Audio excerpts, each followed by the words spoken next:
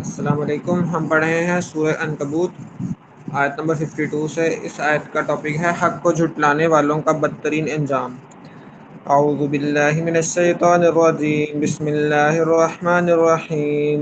قل کفی باللہ بینی وبینکم شہیدا یعلم ما فی السماوات والارض والذین آمنوا بالباطل وکفروا باللہ اولئک هم الخاسرون۔ کہہ دو کہ میرے اور تمہارے درمیان گواہی دینے کے لیے اللہ کافی ہے، اس لیے ان تمام چیزوں کا علم ہے جو آسمانوں اور زمین میں موجود ہے، اور جو لوگ باطل پر ایمان لائے ہیں اور اللہ کا انکار کیا ہے وہی ہیں جو سخت نقصان اٹھانے والے ہیں۔ وَيَسْتَعْجِلُونَكَ بِالْعَذَابِ وَلَوْلَا أَجَلٌ مُّسَمًّى لَّجَاءَهُمُ الْعَذَابُ وَلَيَأْتِيَنَّهُم بَغْتَةً وَهُمْ لَا يَشْعُرُونَ۔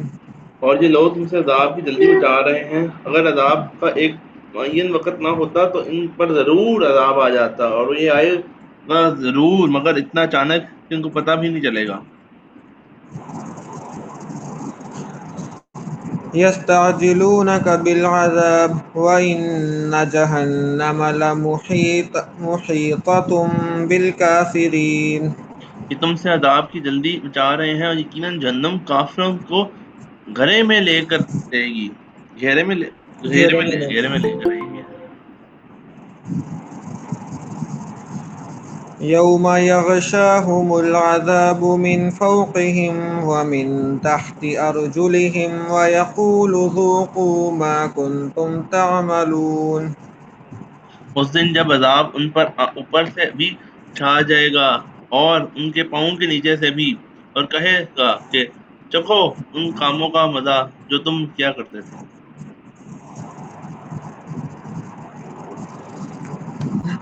اس آیت کا ٹاپک ہے آپ سے ہجرت کا حکم۔ بسم اللہ الرحمن الرحیم۔ یا عبادی الذین آمنوا ان ارضی واسعۃ فإیایا فاعبدون۔ اے میرے بندو جو ایمان لا چکے ہو، یقین جانو کہ میری زمین بہت وسیع ہے، لہذا خالص میری عبادت کرو۔ جیسا کہ اس صورت کے تعارف میں عرض کیا گیا، یہ صورت اس زمانے میں نازل ہوئی تھی جب کفار مکہ نے مسلمانوں پر ظلم و ستم کی انتہا کر رکھی تھی، اور بعض صحابہ کرام رضی اللہ عنہ اس صورت حال سے پریشان تھے۔ اس صورت کے شروع میں تو انہیں صبر و استقامت کی تلقین فرمائی گئی ہے، اور اب اس آیت میں اس بات کی اجازت دی گئی ہے کہ اگر مکہ مکرمہ میں دین پر عمل کرنا مشکل ہو رہا ہے تو اللہ کی زمین بہت وسیع ہے، ہجرت کر کے کسی ایسی جگہ چلے جاؤ جہاں امن و سکون کے ساتھ اللہ تعالیٰ کی عبادت کر سکو۔ کل نفس ذائقۃ الموت ثم الینا ترجعون۔ ہر متنصف کو موت کا ذائقہ چکھنا ہے، پھر ہماری وہی طرف تم سب کو واپس لایا جائے گا۔ ایک بندے کو موت آتی ہے۔ یعنی اگر ہجرت کرنے سے اس لیے رکاوٹ محسوس ہو کہ اپنے عزیزوں دوستوں کو چھوڑنا پڑے گا، تو یہ جدائی کبھی نہ کبھی تو ہونی ہی ہے، کیونکہ ہر انسان کو موت آنی ہے۔ پھر جب سب ہمارے پاس واپس آ جاؤ گے تو پھر کبھی جدائی نہیں ہوگی۔ والذین آمنوا وعملوا الصالحات لنبلو لنب لنبوی لنبوئنهم من الجنة غرفا تجری من تحتها الانہار خالدین فیہا نعم اجر العاملین۔ اور جو لوگ ایمان لائے اور انہوں نے نیک عمل کیے، نیک عمل کی بات بھی کی جا رہی ہے، نیک عمل کیے صرف ایمان نہیں لائے، اور ان کو ہم ضرور جنت کے ایسے باغوں میں آباد کریں گے جن کے نیچے نہریں بہتی ہوں گی، جہاں وہ ہمیشہ رہیں گے۔ بہترین اجر ہے ان عمل کرنے والوں کو، یا یہ نیک عمل کرتے ہیں ان کے لیے بتایا جا رہا ہے۔ اب یہ کون سے عمل کرتے ہیں اس کی بات بتائی جا رہی ہے۔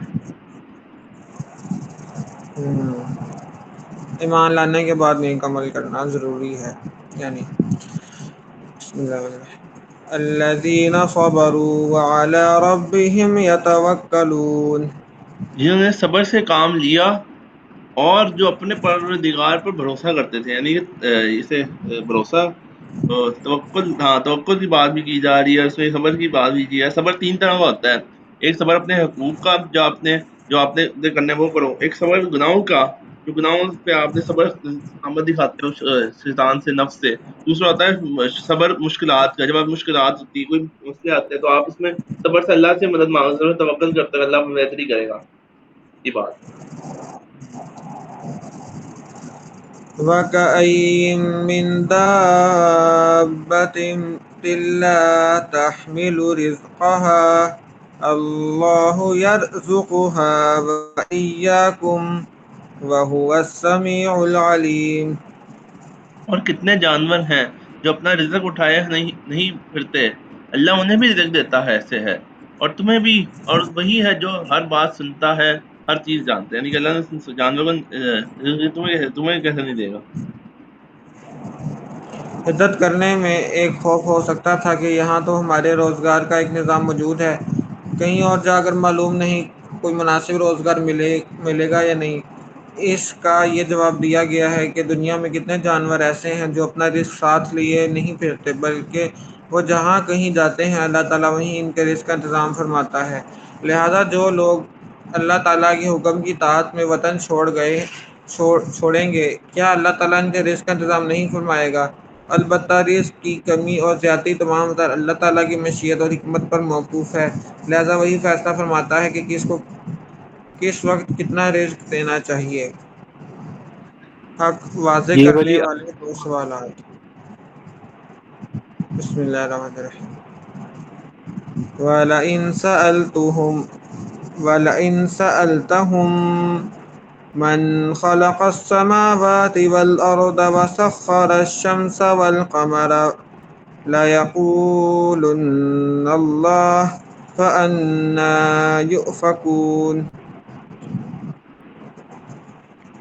اور اگر تم ان سے پوچھو کہ کون ہے جس نے آسمان اور زمین کو پیدا کیا اور سورج اور چاند کو کام پر لگایا، تو وہ ضرور یہ کہیں گے اللہ. پھر آخر یہ لوگ کہاں سے اوندے چل پڑتے ہیں. یعنی اس حقیقت کا اعتراف کرنے کا منطقی تقاضا یہ تھا کہ وہ اسی اللہ تعالیٰ کی عبادت کرتے، کسی اور کی نہیں. لیکن اس کے بعد انہیں کیا ہو جاتا ہے کہ اس منطقی تقاضے پر عمل کرنے کی بجائے شرک شروع کر دیتے ہیں. یہ بات ہے کہ پتہ ہے اللہ ہی دیتا، تو اللہ سے ہی مانگنا چاہیے، کسی اور سے کیوں مانگنا. ویسے منیب بھائی، اللہ چلیں آپ یہ کمپلیٹ. اللہ یبسط الرزق لمن یشاء من عباده ويقدر له ان اللہ بكل شيء علیم. اور اللہ اپنے بندوں میں جس سے کے لیے چاہتا ہے رزق میں کشادگی عطا کر دیتا ہے، اور جس کے لیے چاہتا ہے تنگی کر دیتا ہے. یقینا اللہ ہی ہر چیز کا مکمل علم رکھتا ہے. جس پہ رزق چاہتا ہے. جی منیب بھائی، یہ اس سے جو اوپر ایک آیات گزری ہے نا، جس میں وہ مہاجرین جو ہیں وہ پریشان ہوتے ہیں کہ ہمیں مطلب کہ کب ملے گا، مطلب کہ رزق وغیرہ کیسے ملے گا. یہاں پہ تو ہمارا مکہ میں سسٹم ایک سیٹ ہوا، اور جس پہ اللہ نے کہا ہوا ہے کہ رزق جی جی جس کا بھی جتنا لکھا ہوا ہے وہ اس کو ملے گا اتنا. تو اس کا ایک دفعہ اسکرین شاٹ لے کے تو یہ بھی گروپ میں سینڈ کریں، کیونکہ اکثر ہمارے جو دوست وغیرہ ہیں کافی زیادہ اس چیز سے ڈپریس ہوتے ہیں فیوچر وغیرہ میں، کہ پتہ نہیں کیا ہوگا، کتنے کمائیں گے، یہ وہ ہے. ایکچولی ڈپریشن مین جو ہے اسی وجہ سے ہی کوز ہوتی ہے. ٹھیک ہو گیا. یہ ہے، یہ آیت کا اسکرین شاٹ آ گیا. ایک سیکنڈ. اس کا جو وہ ہے نا تفسیر جو نیچے ہے یہ والی، اچھا یہ اچھا، ایک سیکنڈ نہیں اس کا وہ ایکسپلین کرنا. سائز فونٹ چھوٹا کر لو گے تو زیادہ سے زیادہ آ جائے گا. یہ اس کا طریقہ اسکرین شاٹ نہیں بنا.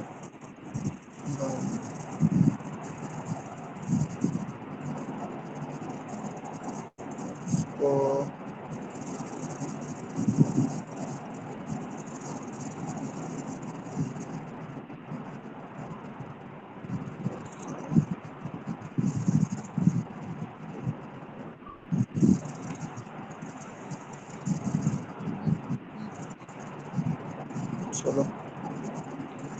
اگر یہ صحیح اسکرین شاٹ نہ آیا تو میں دوبارہ سینڈ کر دوں گا.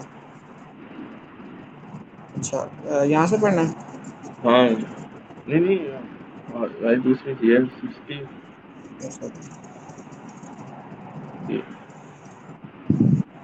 63 تھی نا 63 تھی پر تھا 63 سے پڑھنا ہے تو.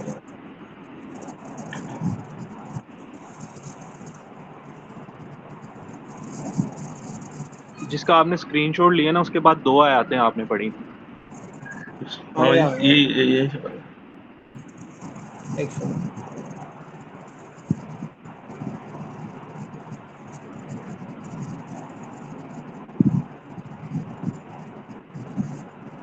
یہاں سے ایک منٹ کا دیکھ لوں.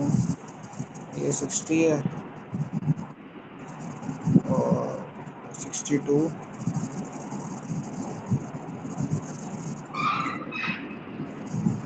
یہ 63 سے پڑھنا ہے نا. ہاں پڑھو بسم اللہ الرحمن الرحیم. وَلَئِنْ سَأَلْتَهُمْ مَنْ نَزَّلَ مِنَ السَّمَاءِ مَاءً فَأَحْيَا بِهِ الْأَرْضَ مِنْ بَعْدِ مَوْتِهَا لَيَقُولُنَّ اللَّهُ قُلِ الْحَمْدُ لِلَّهِ بَلْ أَكْثَرُهُمْ لَا يَعْقِلُونَ. اگر تم اللہ سے پوچھو کہ کون ہے جس نے آسمان سے پانی برسایا پھر اس کے ذریعے زمین کے مردہ ہونے کے بعد اس سے زندگی بخشی تو وہ ضرور یہ کہیں گے اللہ کہو الحمدللہ، لیکن اس میں سے اکثر لوگ عقل سے کام نہیں لیتے. یعنی الحمدللہ کہ انہوں نے خود اپنی زبان سے اللہ تعالیٰ کے خالق کائنات ہونے کا اعتراف کر لیا، جس کا لازمی نتیجہ یہ ہے کہ ان کے مشرکانہ عقائد بے بنیاد اور سراسر باطل ہیں. شاید کا ٹاپک ہے دنیا کی زندگی محض ڈرامہ ہے. بسم اللہ. وَمَا هَٰذِهِ الْحَيَاةُ الدُّنْيَا إِلَّا لَهْوٌ وَلَعِبٌ وَإِنَّ الدَّارَ الْآخِرَةَ لَهِيَ الْحَيَوَانُ لَوْ كَانُوا يَعْلَمُونَ. اور دنیاوی زندگی کھیل کود کے سوا کچھ بھی نہیں، اور حقیقت یہ ہے کہ آخرت ہی اصل زندگی ہے اگر یہ لوگ جانتے ہوتے.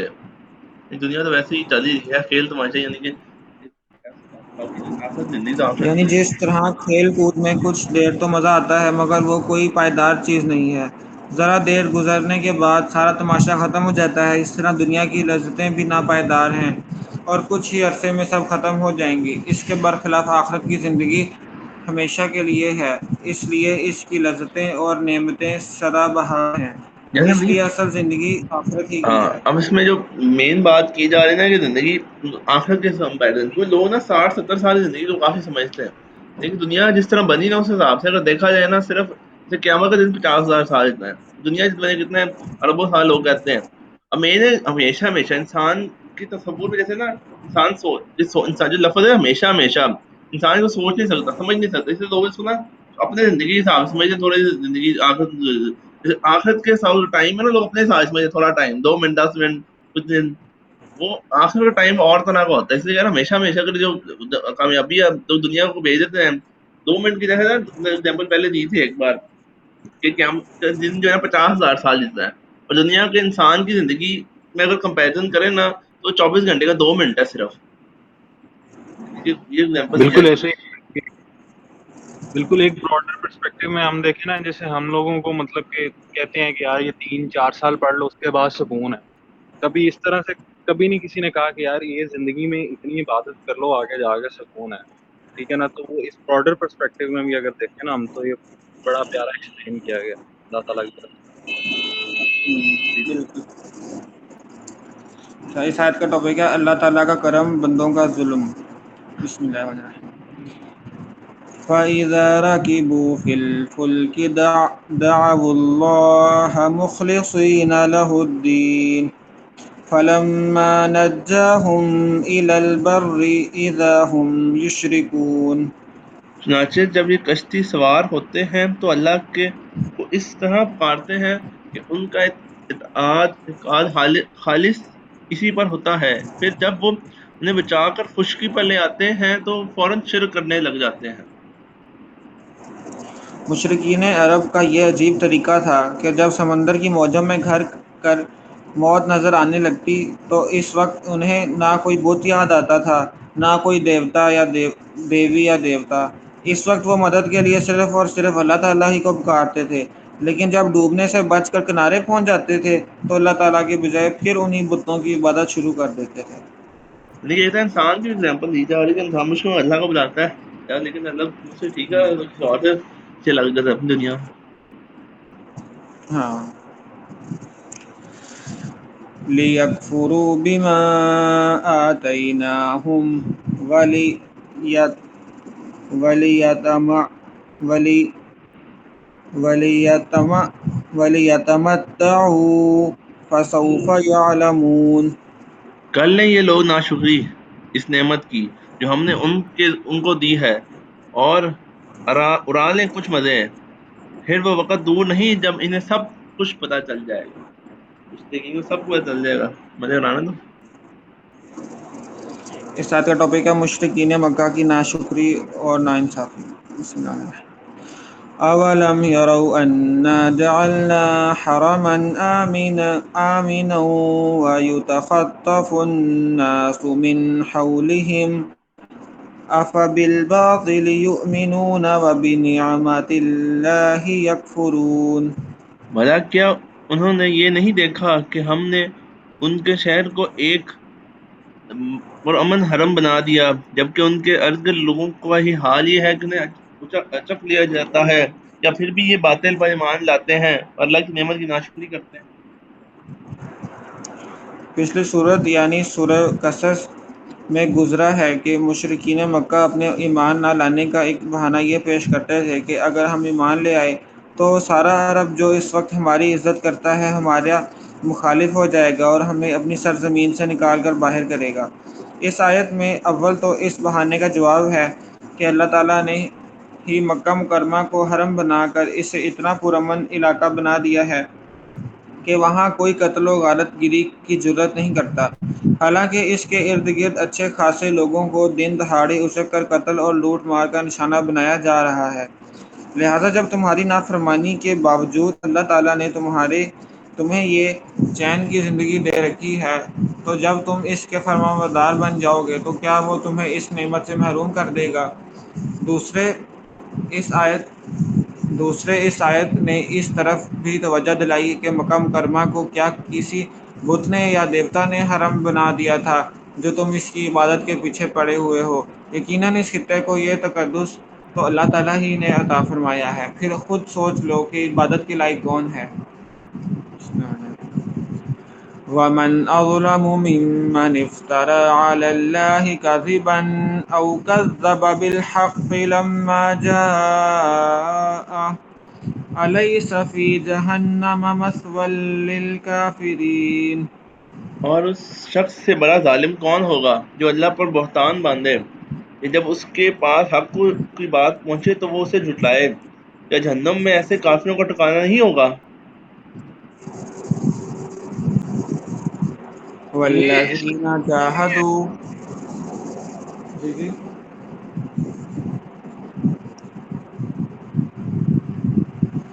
والذین جاہدوا فینا لنہدینہم سبلنا وإن اللہ لمع المحسنین. اور جن لوگوں نے ہماری خاطر کو کوشش کی ہے ہم انہیں ضرور اپنے راستوں پر پہنچائیں گے، اور یقیناً اللہ نیکی کرنے والوں کے ساتھ ہے. یہ ان لوگوں کے لیے بڑی عظیم خوشخبری ہے جو اللہ تعالیٰ کے دین پر خود چلنے اور دوسروں کو چلانے کی کوشش کرتے ہیں.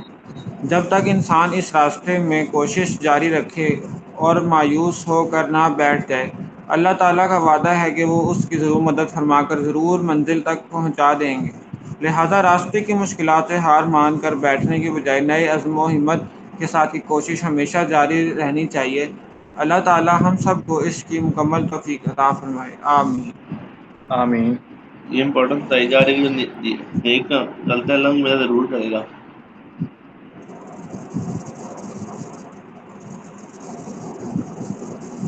ٹھیک ہے، یہ اینڈ ہو گئی صورت. اب کل اب اینڈ کر دیتے ہیں. آپ دوسری صورت سجیز پڑھ لیتے ہیں. کل صورت روم شروع کریں گے. انشاءاللہ. یہ اسلام 360 کی ایپ ہے؟ ہاں اسلام جی جی 360 اب یوز کرتے ہیں پڑھنے کی. سب سے اچھی ایپ جو ہے نا. اچھا، میں بھی یہی یوز کرتا ہوں، لیکن اس میں سمپل ترجمے والا آتا ہے. آپ کون سی آپشن یوز کرتے ہیں نہیں قرآن نہیں پاک کے لیے جو ترجمے کے ساتھ نیچے ایکسپلین بھی کیا ہوتا ہے؟ میں وہ دکھاتا ہوں آپ کو. جب قرآن میں جائیں گے نا. ہاں دکھا دوں گی. جس طرح یہ ہے نا، یہ اوپر سیٹنگز ہاں میں گئے. اس میں سارے آپ یہ آن کر لیں. تفسیر کا آپشن ہے. ہاں ٹھیک ہے. تفسیر آن کر، اور ادھر اوپر سب سے اوپر ہے ٹرانسلیشن اینڈ تفسیر. ہاں اس میں اب یہاں سے مفتی تقی یہ ایک عثمانی ٹیب کی. ہے تفسیر کا، اور ایک ٹیب ہے ٹرانسلیشن کا. یہاں سے ٹرانسلیشن وغیرہ چینج کر سکتے ہیں. ہاں اب مفتی تقی عثمانی کی پڑھتے چلیں ٹھیک ٹرانسلیشن. ہے، ان شکریہ. کی سب سے آسان جو ٹرانسلیشن تفسیر ہے نا ان کی ہے، وہ وہی پڑھ رہے ہوتے ہیں سادے لفظوں میں اور نا. یہ والا آپشن، قرآن اور یہ والا ٹاپکس کے لیے. لیٹسٹ آپشن ہے ٹاپکس. انہوں نے ٹاپکس بھی انٹروڈیوس کرائے ہیں. اس کو آپ آن کریں گے نا تو ٹاپکس شو ہوں گے، ہر آیت کا ٹاپک. یہ جو میں نے فیچر یوز کیا اوکے نہیں تو اوکے ٹھیک. اچھا کافی اچھا. ویسے بھی میں ساتھ ساتھ وہ بھی یوٹیوب پر ڈاکٹر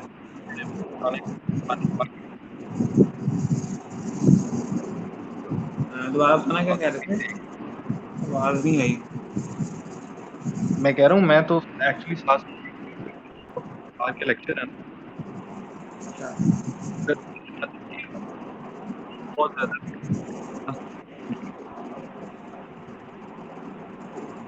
مجھے آواز نہیں آئی. شاید میرا نیٹ کا ایشو ہے. فہیم بھائی آپ کو آ رہی ہے آواز؟ نہیں نہیں آواز نہیں آ رہی. نیٹ کا ایشو. ہاں نہیں ریجسٹر اسٹارٹ کر لو اس ساتھ. مشکات المصابیح یہ بک ہے. ابھی نہیں حدیث سے اس پڑھ میں لو سے ہم تھی. کوئی نا نیا ٹاپک کھول دو.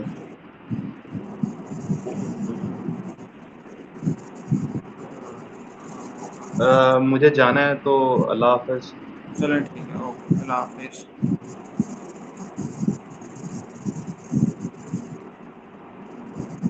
آداب کا بیان.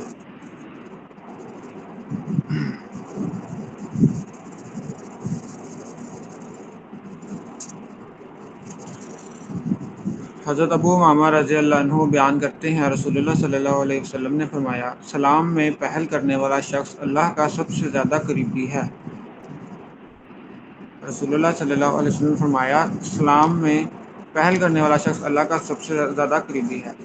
حضرت جریر رضی اللہ عنہ سے روایت ہے، نبی صلی اللہ علیہ وسلم خواتین کے پاس سے گزرے تو آپ صلی اللہ علیہ وسلم نے انہیں سلام کیا.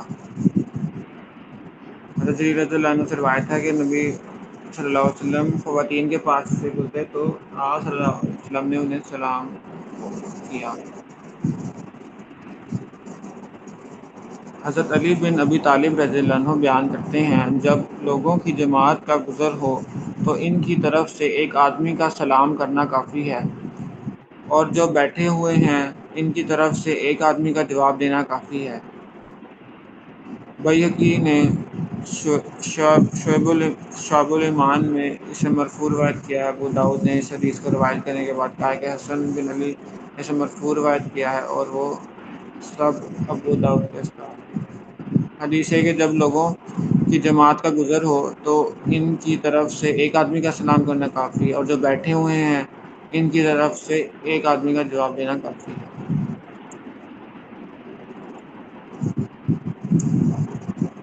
یعنی اگر فار ایگزامپل 5-10 دوست کمرے میں آئے ہیں، 5-10 دوست کمرے میں بیٹھے ہوئے ہیں، تو ان میں سے جو داخل ہوئے کمرے میں ان میں سے ایک بندہ سلام کہہ دے، اور جو 5-10 بیٹھے ہیں ان میں سے ایک جواب دے دے تو کافی ہے. ایسی بات بھی تھا.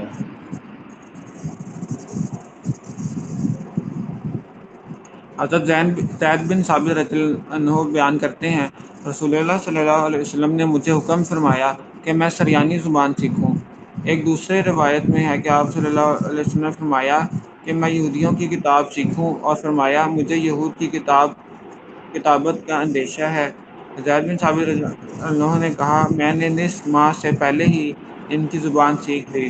جب آپ صلی اللہ علیہ وسلم یہود کے نام خط لکھتے تو میں تحریر کرتا، اور جب وہ آپ صلی اللہ علیہ وسلم کے نام خط لکھتے تو ان کے مکتوب میں آپ کو پڑھ کر سناتا تھا. یہ بات آئی. کہ یہ نا کہ دوسری لینگویج میں پیغام نہیں بات کی جا رہی.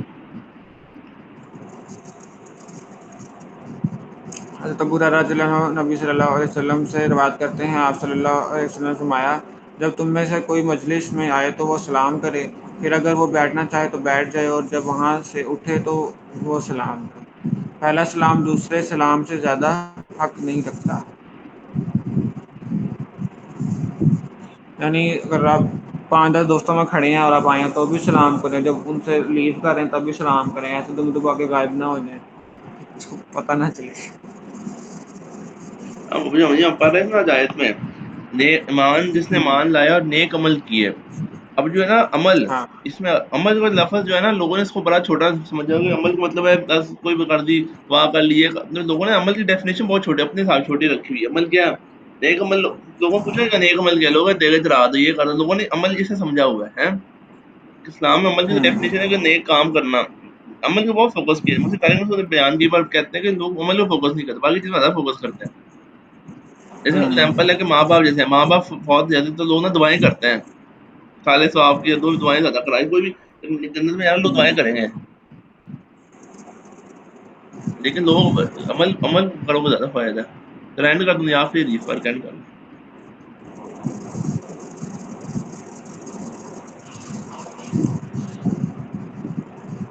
کہ حدیث پڑھ لیتے ہیں پھر سیشن اینڈ کرتے ہیں. حضرت انس رضی اللہ عنہ بیان کرتے ہیں، رسول اللہ صلی اللہ علیہ وسلم نے فرمایا، قیامت کے دن میں جنت کے دروازے پر آؤں گا اور اس کے کھولنے کا مطالبہ کروں گا تو محافظ پوچھے گا، آپ کون ہیں؟ میں کہوں گا، محمد صلی اللہ علیہ وسلم. وہ عرض کرے گا، آپ ہی کے متعلق مجھے حکم دیا گیا تھا کہ آپ سے پہلے کسی کے لیے اسے نہ کھولوں. یہ پرانی حدیث سب کی یاد کی جا رہی ہے. اور باقی تو یہ کہ لوگوں سے پوچھنا یہ تھا، اسکرین شاٹ نا فونٹ چھوٹا کر کے اسکرین شاٹ لوگوں نا بہتر ہے. صحیح ہے.